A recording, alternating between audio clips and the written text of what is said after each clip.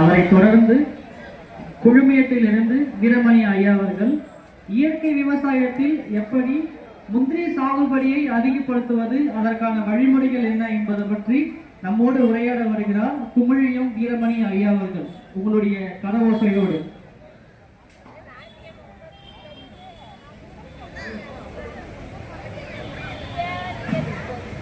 இங்கு வருகை தந்திருக்கும் விவசாய ஆர்வம் சார்ந்த அனைவருக்கும் இது முதற்கண் வணக்கம்.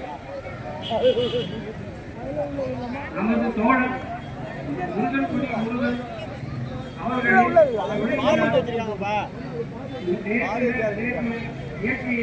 அவர்களுக்கு மனமார்ந்த வீர வணக்கம்.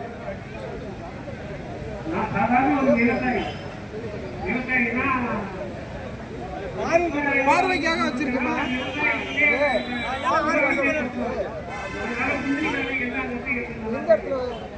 முந்திரி காட்டுல ரொம்ப வித்தியாசம், ரொம்ப வித்தியாசமான நீங்க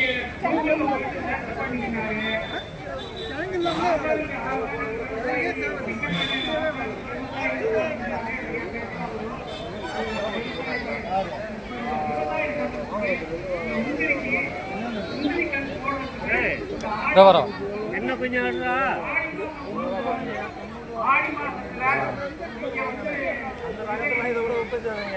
ஓகே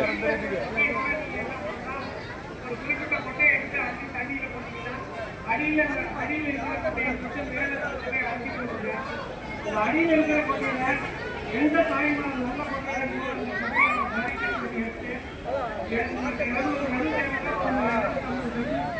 கண்ணு போடுறதுக்கு 250 முட்டையை செலக்ஷன் பண்ணி மாட்டு சாணத்தை கட்டி அது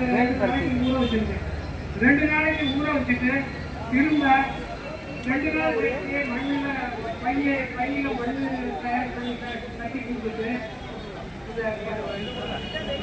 2 நாள் கழிச்சு மணல் பறிச்சு அந்த மணலில் அந்த கொட்டையை திருப்பி வச்சு சொல்லி ஒரு 200 விதைகள் இருக்கும். நம்பர் ஒன்று கொடுத்துருக்காங்க.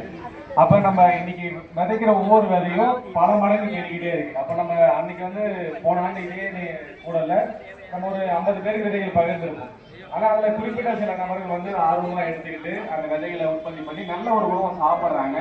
அந்த விதைகளை தன்னை போல நான் எனக்கு எப்படி விதைகள் கிடைச்சதோ அதே போல அந்த விதைகள் மற்றவங்களுக்கு கிடைக்கணும் அப்படின்னு சொல்லி இந்த நிகழ்ச்சி மாலை வரைக்கும் இருக்க முடியும்னா கூட அந்த விதைகளை நீங்கள் கொடுத்துட்டு நீங்கள் பகிர்ந்துருங்க, விதை தேடி என்ன போல மற்றவங்களுக்கு விதை கிடைக்கணும் அப்படின்னு சொல்லி கொடுக்குறாங்க. அப்போ இது ஒரு ஆரோக்கியமான ஒரு செயல் திட்டமாக இருக்கு. இப்போ ஒவ்வொரு ஆளுங்க நீங்கள் வரவங்க சும்மா வராமல் உங்ககிட்ட வீட்டில் இருக்கக்கூடிய ஏதோ ஒரு விதை, அது நாட்டு விதையா இருக்கக்கூடியது, அது ஒரு முருங்கையா இருக்கலாம், இல்லை கத்திரிக்காய், ஒரு வெண்டைக்காய், எது இருந்தாலும் அந்த விதைகளை எடுத்துட்டு இங்க இருக்கிற மக்களோட பகிர்ந்துக்கு அது ரொம்ப முக்கியமான விஷயம். ஏன் பகிர்ந்துக்கணும் அப்படின்னா இங்க வரவங்க நிறைய பேர் விதைகளை தேடி வராங்க. நல்ல ஒரு நாட்டு விதை விவசாயத்திலே கூட விவசாயி நிறைய வீரியர்களை மாறுறதுக்கு தயாரா இருக்காங்க. இந்த மாதிரி நிகழ்ச்சிகளை அதை தேடுறாங்க. நெல் நிறைய பரம நெல் வகைகள் இருக்கு. காய்கறிகள் பாத்தீங்கன்னா அதை கொண்டே ஜீவாமிர்தம் தயார் பண்ணலாம், அதை கொண்டே அமிர்த கரைசல் தயார் பண்ணலாம். இப்படி செய்தீங்கன்னா உங்களுக்கு செலவு குறையும். செலவு குறைஞ்சதுன்னா என்ன, டென்ஷன் குறையும். விவசாயத்துல விவசாயமே இல்லை. அதனால இந்த மாதிரி முறைகளை கொஞ்சம் பயன்படுத்தினீங்கன்னா விவசாயம் இந்த வருஷத்து விவசாயம் நல்லா இருக்கியா? நீங்க மட்டும் தான் வந்தீங்களா? டாடி வரலாம் கூட பிடிச்சிருக்கோம்ல ஐடி கூட படிச்ச பொண்ணு அப்புறம் என்ன பேர் விட்டு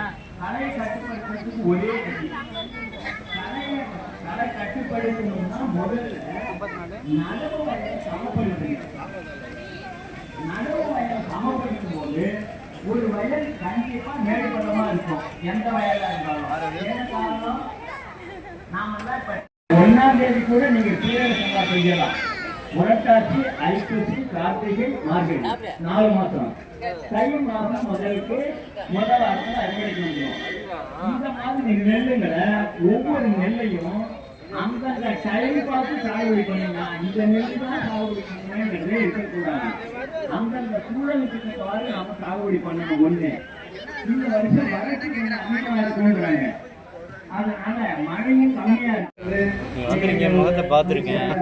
ஆனால் ஞாபகமாக இல்லை இதில் ஜெயங்கொண்டம் தானே இல்லை குறிஞ்சிக்கோயில் கடல் வந்து ஆமாம் 2 பேரும் லேபுக்கு வந்திருக்கீங்க என்ன சொல்லுது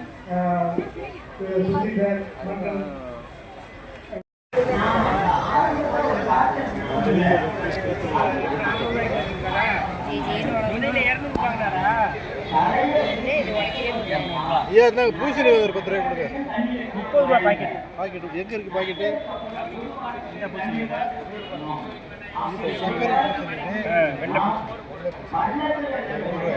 எல்லாமே 30 ரூபாய்